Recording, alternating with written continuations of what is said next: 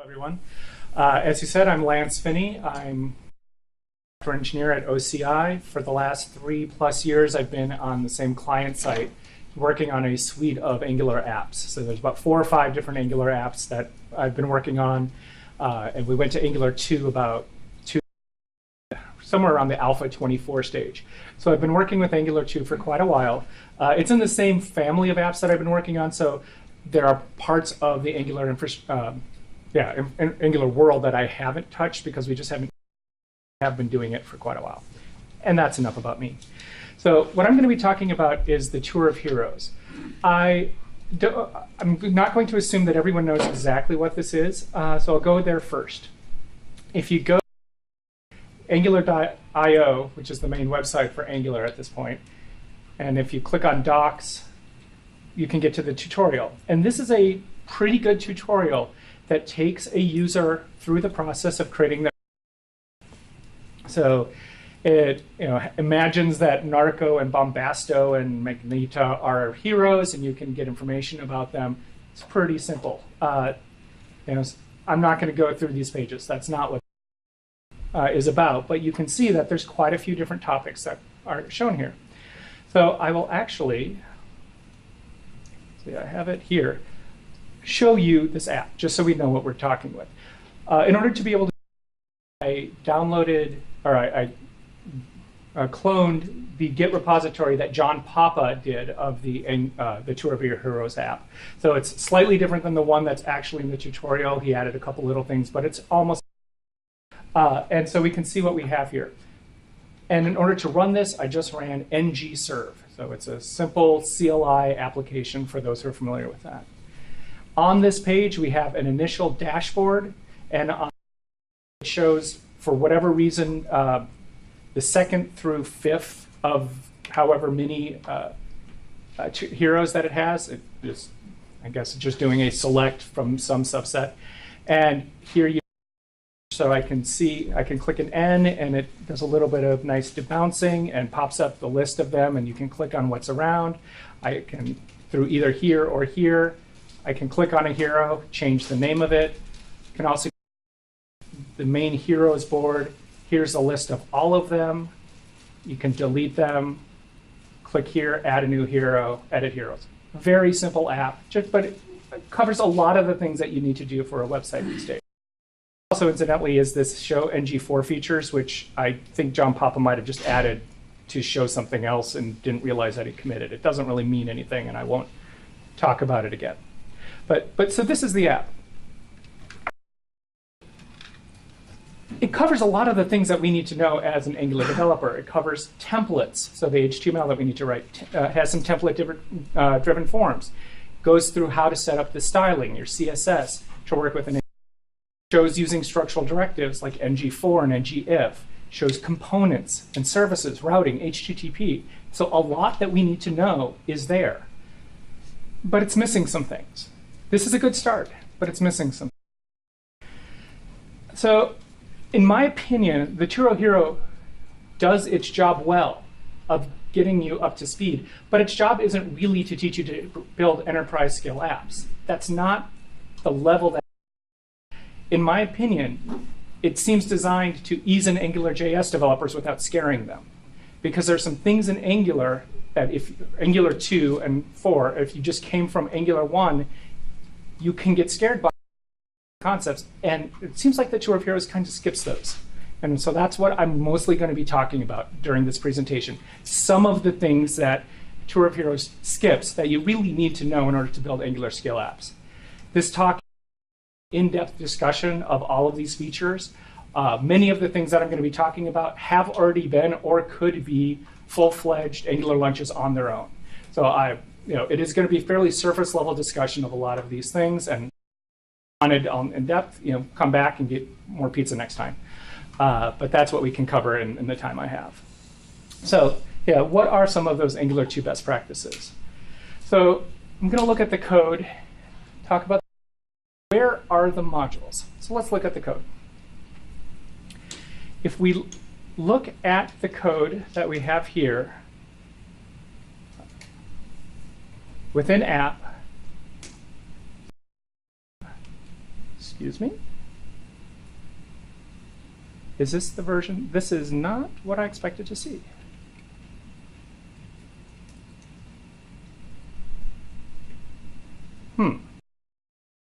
All right, well, this is interesting. Okay, when I practiced this, I reset. Oh, okay, there we go. I wanted to go one more version back. That's my mistake. Okay. So this is, I got it from John Papa. All of the code within the app is in a single directory. For an app this small, that's not a sin. And that's actually going to be a common thing that I'm going to be saying today. A lot of the things that your skill app, you really don't need for something that is this trivial. So it's not really a sin, but if you're planning to make a bigger app, you're going to need to go beyond this. So what we have here is several different components. We have the main app.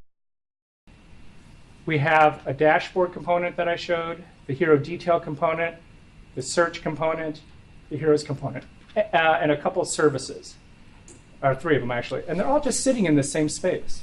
In the module, there's really only one module. And this module explicitly calls out all of the different components, so they're all there together.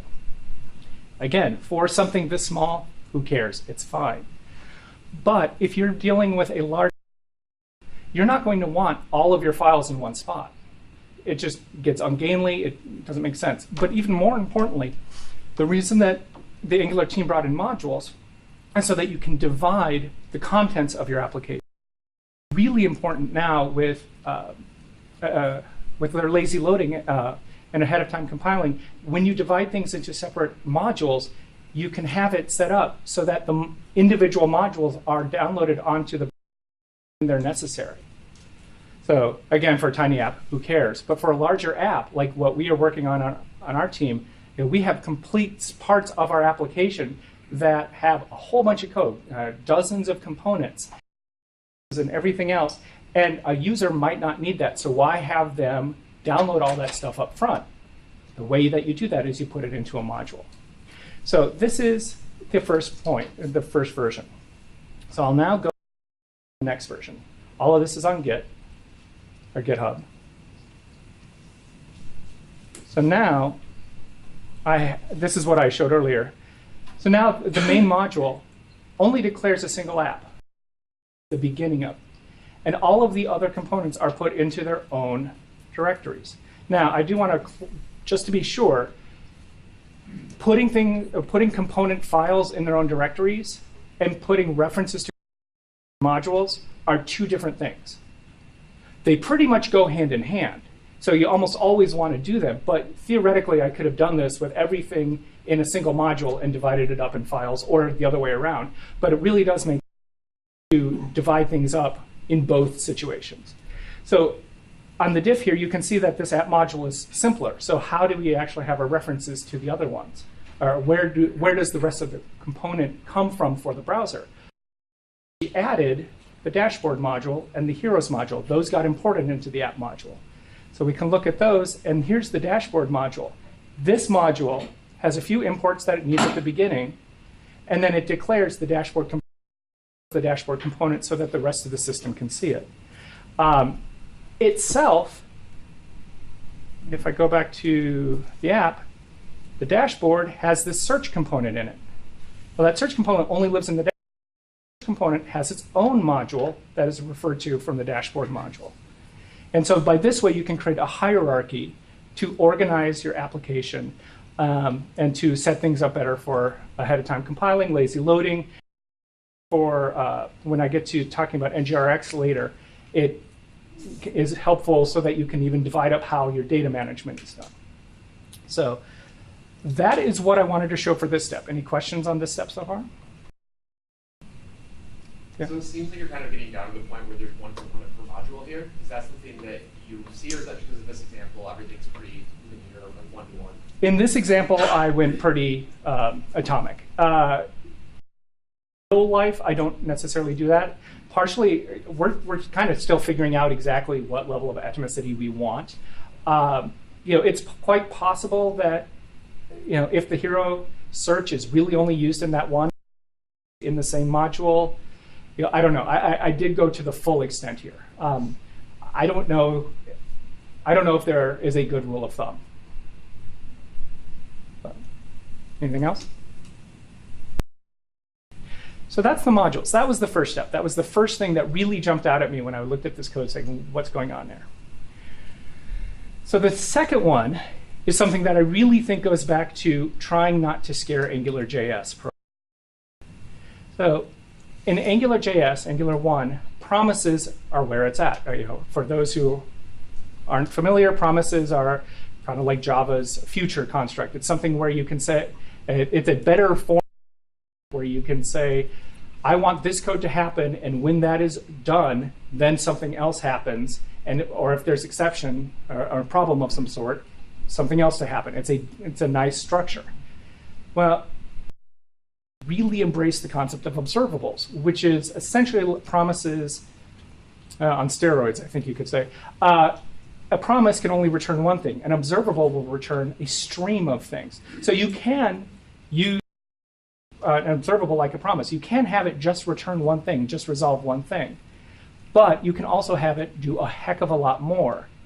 But the interesting thing about what they did here,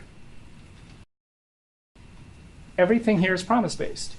Even though the underlying technology that they're using is observable-based. They converted from the more powerful technology to the less powerful technology as part of this tutorial on how to do that. And as I said, I think they did it to not scare people. But if you want to do Angular 2 the way it should be done, we need to get beyond this. So in this particular example, this is the hero service. So this is the thing that loads up thing that we saw in the app. So when we save a hero, modify a hero, all of that goes through this service. There's a little HTTP service that it uses, which is observable based. And actually, behind the scenes, what's happening here is it just loads up this array.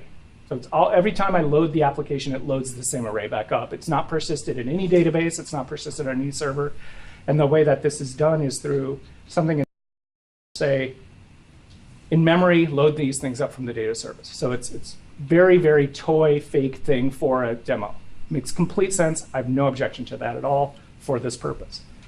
But I don't like that they did here is we use the HTTP service. We get something from the URL.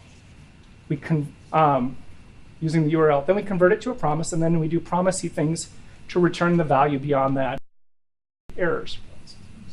And it works. It absolutely works. But there's a lot more power in observables than that. And I'm really going to get into that later with NGRX. So I'm going to show here instead of just directly converting. And that came onto the screen just a sec. Can you make the screen just a little bit bigger? Can you zoom in just a little bit? Okay. Okay. All right. Is that better or more? There's a little more. Perfect. Okay. So this step in the process is pretty simple service because really I'm taking away things. Here, where we're getting heroes as a observable and then promisifying it, well, I don't need that part. I can just return the observable. You know, all of them are a lot easier now because I don't need to do these conversions. Now, you might notice I lost a couple things here. One is that I lost the error handling. With the observable, we figured it out. It's a little bit more difficult to do, and with the way this application is set up, it's a little more difficult to do some of the error handling right in here. So that got moved up to another layer that I'm about to show. But same basic structure. So here is one of the components. This is the heroes component, the main list that shows everything. The code isn't all that much different, in fact. So before, it would get the heroes, promise, it would call then to extract the one value out of it and keep a local reference to that. And then if there was an error, it would keep a reference to the error to be able to display it on the screen. Now, we have a subscribe method that takes two arguments. The first argument is something that processes the happy case, and the second argument is promising the error, handling the error case. And it's So error handling got taken out of the service. It's all the same.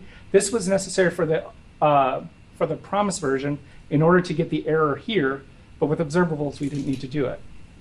So this is not a very big change compared to what's coming up next in the next round. But what we have here. Now, those who are Angular 2 experts might notice this is actually wrong. Subtly wrong, but a little bit wrong. Because this is a subscription. Every time you subscribe to an observable, directly subscribe to observable, you need to keep a reference to it to be able to unsubscribe to it later. So I should have thought of this when I was initially writing until I had a few more commits down the line, and then I said, you know what, I've already ripped out this code, it's not worth it, I'll just talk about it. But really what should happen is at this point, we should keep a reference to the subscription so that in the on cycle event, we can specifically unsubscribe it. That ends up making a lot more hassle. You didn't have to do that with promises. But if this is the spot where you finish with your transition, you end up with hassle and a little bit more ugly code and boilerplate that has to happen in all your components. Fortunately, that's going to be erased in the next level. But just so you know, this is not the ideal way to do it because this is leaving essentially memory leaks behind. And also, it's possible that even after things are gone, the subscription will be live and you could theoretically have unpredictable results. So as I said, I'm not going in depth.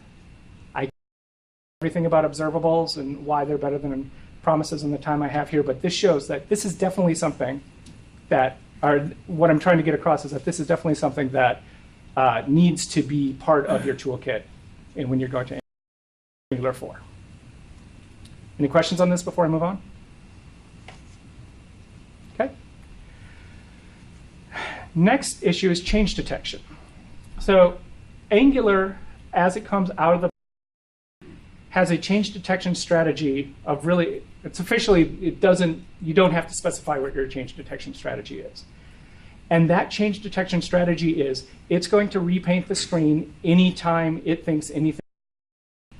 So it is going to re-render all of your components all the time. For a tiny app like this, doesn't really matter. For a big app, that can be a huge performance hit. So the way that you, let me get up to this version. All right.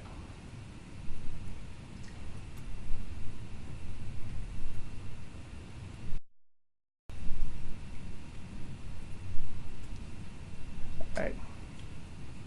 So part of what you need to do to fix that is to add a line in the decorator at the top to set your change detection strategy. So to on push. And what this means is that Angular will you tell it when things need to be changed. Instead of repainting all the time, it's now on you. So I'm going to show what happens if you just do this and don't actually take for what you need to do. What's the default strategy? None. It's called none? Well, let's see, the other option is default, and that just, Okay. yeah. Right. And so if you don't have anything What's there, default? Right. yeah. Loaded, I'll click on heroes, and the heroes don't load. The reason the heroes don't load is that in this subscription, it goes from the service. But the view has no idea that it needs to do anything to repaint the system. So there is one way to fix this, which would be to add an explicit call here to something called the change detector ref.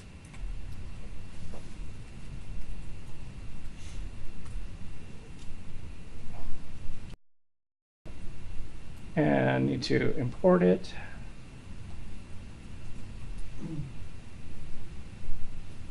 Oh, I got the wrong one. All right. So explicit time something has changed, you need to put this in there to tell the system. And that kind of sucks. So that's not what we're going to do. We're going to do on push, but we're going to do on push right. I just wanted to introduce the issue here. So that is that point. And the next point, this is really the big one. And this is what's going to take up the rest of the talk. With the data management scale. For a tiny app like this, who cares? But for you run into lots of problems of where does your data live? Who owns your data? What is the canonical place that data happens? So in this example, imagine that we have a tree. And there's some component down here where the user has done something. But with what they've changed, adding a new hero, whatever, is something that a lot of other components need to know about because they also present that information. You end up, there are a lot of different ways that Angular has for sharing information between components. So this might be within a template, having a reference from one sibling to another sibling and directly calling it. It might be doing an event emitter to send the message up through an output. This might be actually like going through a service and then coming to here, and then this one sending it up the stream twice in a bucket brigade to send it back down to this. Different ways to do it, but it gets kind of ungainly. And what if, while it's processing all of this stuff, this one also makes a change to the same set of data? Then who owns the data? What's actually going on? It gets pretty ugly.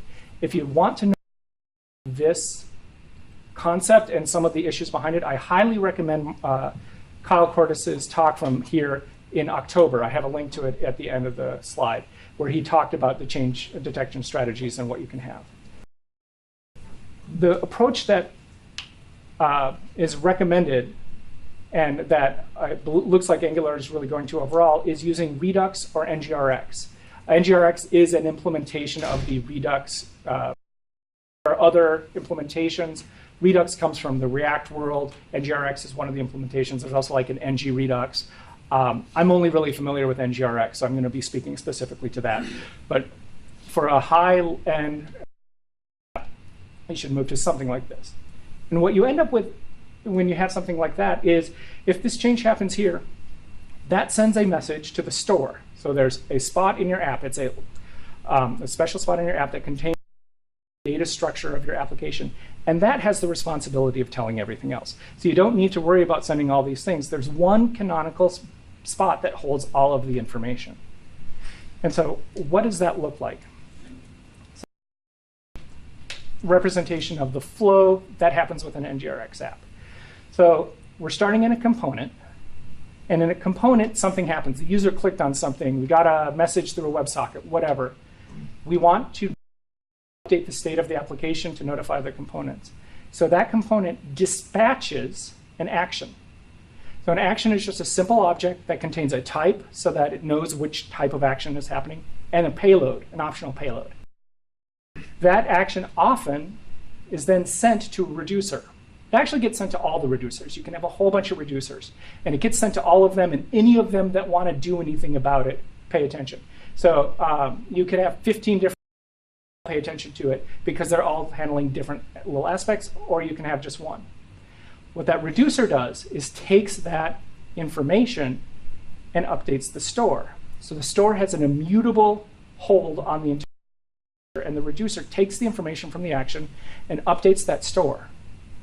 So now the store, the one canonical place, has the updated information, and then all of the components that care about that bit of information are the store to get that information. So that's the life cycle.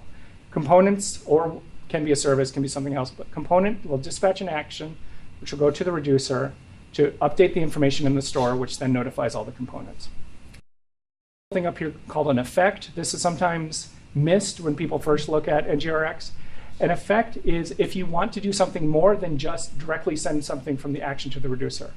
Because a reducer has to be a pure function, which means that a reducer, when it makes it whatever change it needs to do to update the store, can only do it based on the information that was already in the store or is in the action. It can't take into account anything else. Ask the user, are you sure you want to do this? Or if you want to make a call to the back end and get more information, you need some way to have side effects. And that's what effects are. They give you an extra hook that allow you to do that sort of thing. So in this case, that is intercepted by the effect. Now, it could be that an effect and a reducer both get it. There's a lot of different ways you can do it. It could be that the effect does something and then you're done. The user declines or the effect takes care of everything.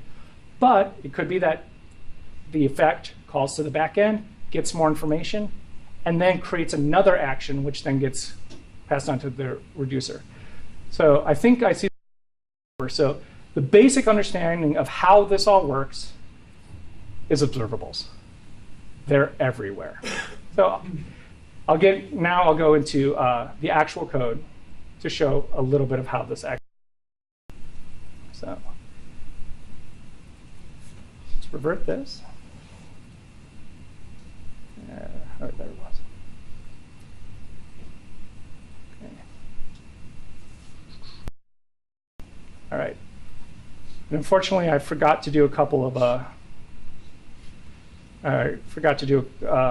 of things in my first version of this, so I don't have this as one specific commit. So I'll catch up to the beginning, or catch up to the end where I have everything done. So let's look at what happens when the user clicks Add New Hero.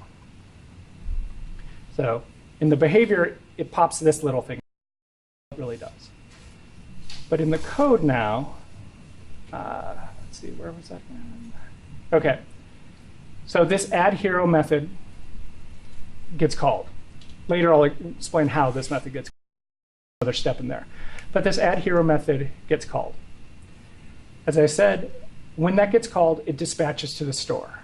So this is telling the canonical well, this is actually launching an action saying something is. Now it's up to the rest of the system, the reducers and the effects, to decide what should happen when this happens. But it's just saying, hey, here's an event. Let's go with it. This particular action is of a type of setting action hero, and it has a payload of true. So we're saying that we are setting this value. So this is what the actions look like in the canonical version, the example app that comes with NGRX. So you have a list of unique strings, and that's the type. They'll have to be unique, and that's how it keeps track of them. And then a whole bunch of different specific actions that you can use to build your payloads. So the way that this gets used is there's a reducer. So this is the standard approach for reducers. This particular reducer is managing a state that contains the hero that is currently selected.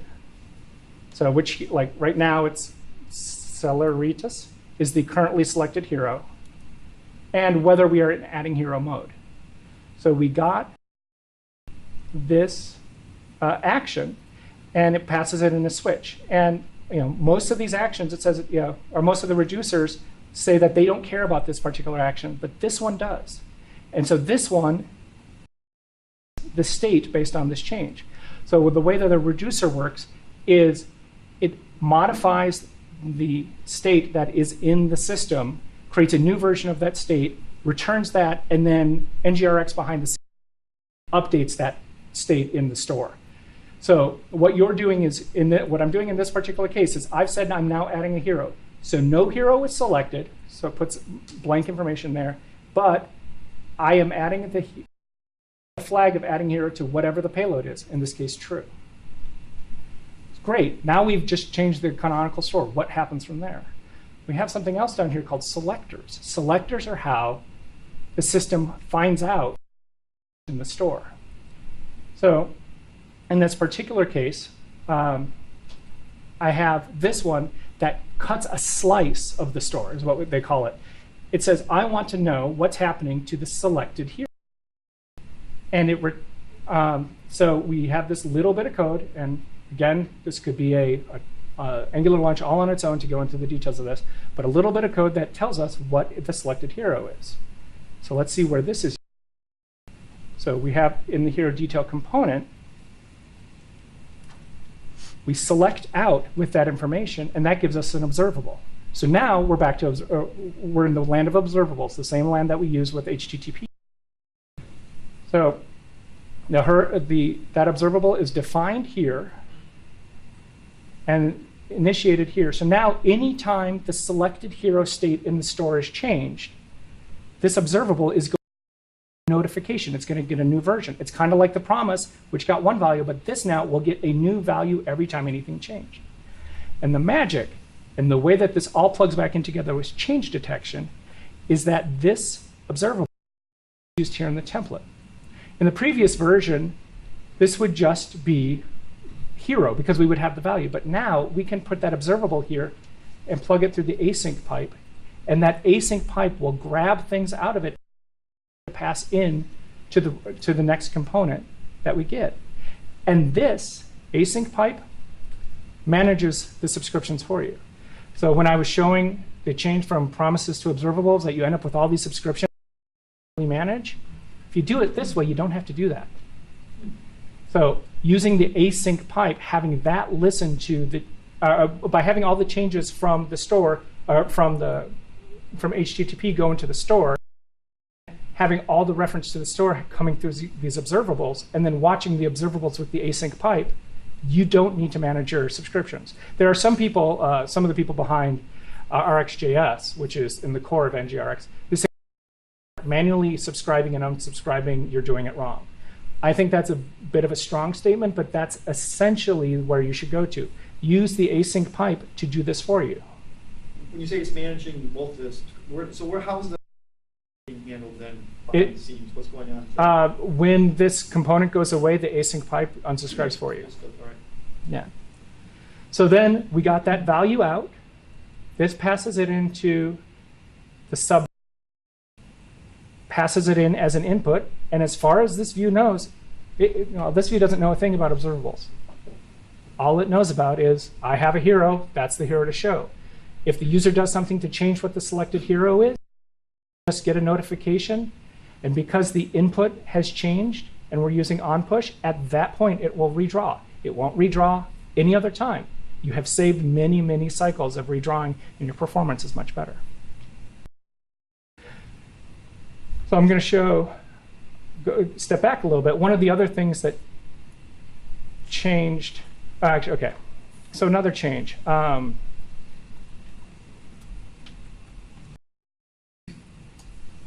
you able to get away with push change detection in that parent component? And I believe in app component, you don't use it there, okay, but everywhere else you do. Okay. That's my record. So if it's getting from the store, you couldn't use the on-push. Okay, so two different questions. I'm interpreting the question differently than you were asking. I thought you were talking about the app component, which is the parent component of the entire application. Is something that I've kind of glossed over, but it's important. So we have here a change that I made in this version of implementing a pattern that has a whole bunch of different names. Component, SmartView component, container, presentation component, whatever. Paul Spears gave a presentation on Angular Launch a few months ago on this, so you can go back and get a lot more detail from that if you want. But what this does is a pattern to take every component that you have, or at least every complicated component, and split it into two components. One that manages all the interactions with the rest of your system, so the storing, dispatching, all of that, that knows nothing about any of that stuff and just manages the view. So in this particular case, I put onPush on both levels. And the reason for that is this isn't viewing anything or displaying anything. The only display in this is that it's displaying the other one. So it doesn't have, in this case, doesn't have any inputs. There's nothing to make this view change. So if I had left it as the default, it would actually try to redraw itself, even though there's no purpose to it at all. By changing it to onPush and never actually telling it to change, it's just delegating that change to the thing inside it. So the input to the detail component is changing them. Yes. Yeah. So the change comes. This action is more for the redrawing, not if the data is changed.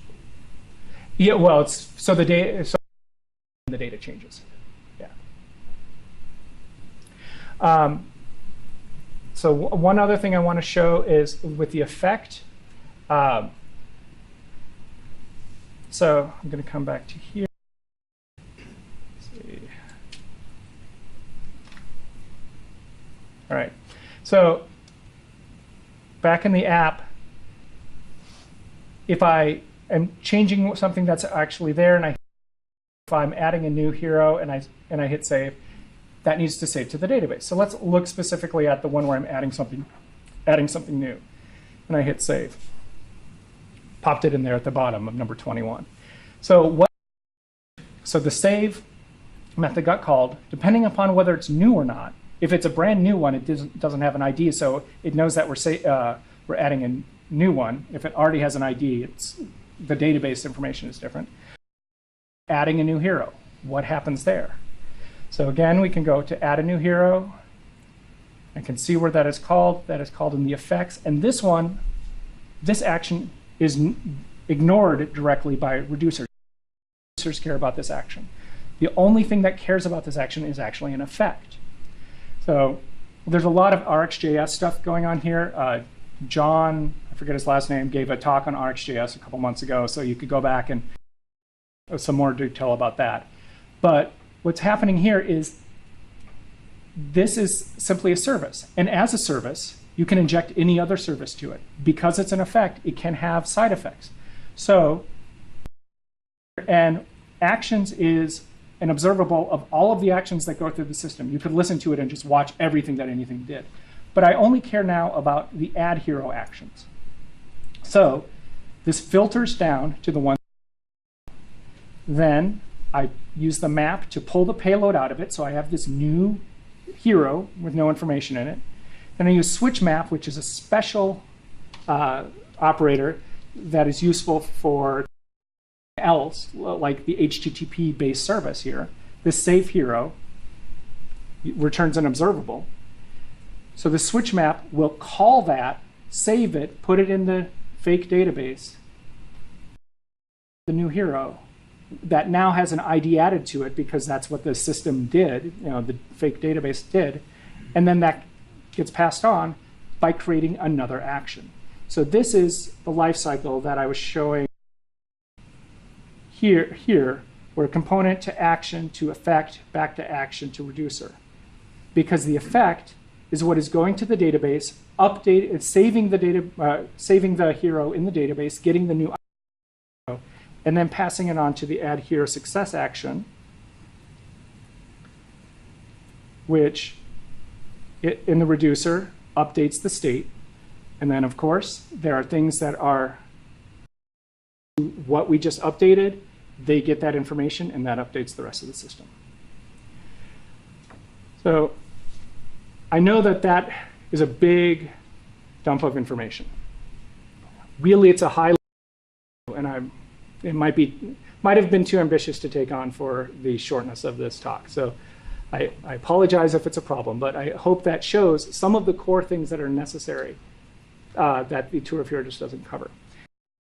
Not all. There are a few other things as well that I would suggest, and that may or may not be necessary depending upon the specific app. So the top one's the more important one, in my opinion, depending upon your app. Internationalization, localization. Tour of Heroes doesn't talk about those things at all, but if you have French-speaking users, you're going to have to do internationalization.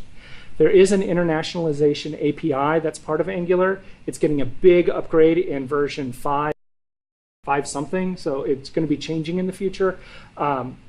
We don't actually use it because we started rolling our own internationalization approach before any of that came in, so I don't know much about it. But internationalization, localizability, making sure that people can use it with different needs would be very important. A couple other things that I think are less important, but might be worth looking at. There is in the search box. This is a template-driven form. A lot of people prefer reactive forms. Observables gave a talk on this a couple months ago on that. And it's a different approach, and it's higher performing, and it ties into observables pretty well. So that is something I think that they should probably at least mention more in the tutorial. Final thing in this list is in version 4, they added a new HTTP client, a new API. You know, as what I was showing in the service here is the old API. I haven't gotten around yet. They haven't converted it in the tutorial. I think they might want to. A few other things within NGRX. You know, so you can't really blame the tutorial for this because they didn't touch NGRX at all. But I was on the example app for NGRX itself, and some things that I would add are immutability. One area in this, well, there's a danger with the implementation that I have here where I just used the default hero and the array of heroes. Those are both mutable. If I weren't careful, when I started editing this hero, I started doing that, and then I could be, by doing that, modifying the object that is in the store, that is in the canonical store, and when I cancel it, that value was already there. It improves the performance of NGRX, and it also is a safety measure to, as much as possible, have immutability baked into your NGRX implementation. But to do that, we would need a separate hero implement. Hero, as it's defined in our app, is just a simple object, and we have an array. So we would need to use read-only or immutable JS and array lists instead of arrays. So it's a lot. It's a and just beyond the scope of what I wanted to talk about. Next point is modularization. This builds on the first point the first change I made earlier. You can set it up so that this particular set of effects only gets loaded and only applies to a part of your system, or that this part of your whole state only applies to part of your system, so you don't need to have all of your state at the core. The way that it was set up here, I defined the reducers and the effects at the app level for the root, so the entire application shares all that information. Theoretically, you wouldn't need to. There's also, I should have included a bullet point, there are meta reducers, which some nice tools that allow you to inject logging. So anytime a change happens, you can have it logged. There's a tool called Redux Dev Tool, which gives you a view of your entire system. So as you can see the tree of all of your state on the fly. There are some that allow you to save information to local storage as you're making changes. There's a lot of nice things like that. And the final one, and I put it in smaller font because this is really my own little hobby horse. I come from the Java community. I really like enums. I really don't like that action with all these different objects that have the same API, but are just repeated after application there. So NGRX enums is something that I released on GitHub based on the work that we do on our project because it's a different approach. So that's really blatant self-promotion. So I'll move on now. So anyway, here are a bunch of resources. All the code for this demo is at that spot on GitHub. Information about some tutorials, example apps, some blog posts that I used as inspiration for part of this talk, and just some other information that you might want to use for making your Angular 2 and 4 apps enterprise ready. Any questions? Trailing $sign naming convention, what did that signify? It signifies that it's an observable or it's a stream of information. Okay. So you're right. It is just a convention. It doesn't mean anything in particular. I like it though, because was like that observable or not. That's a pretty good way to do it. Yeah, it seems to be pretty consistent in the community.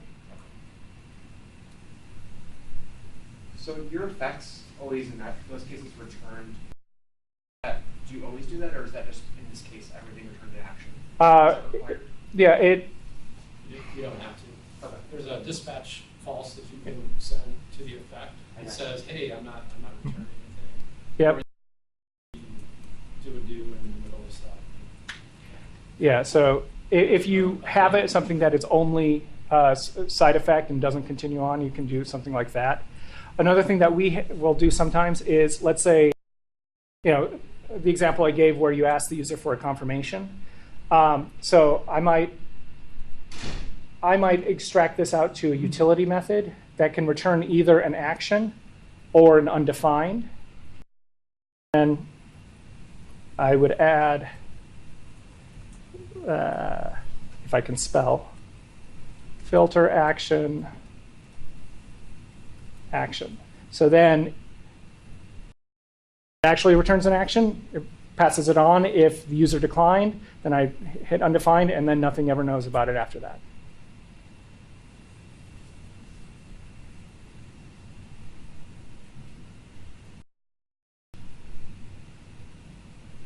All right, then. Thank you very much, Lance. Thank you all very much for coming.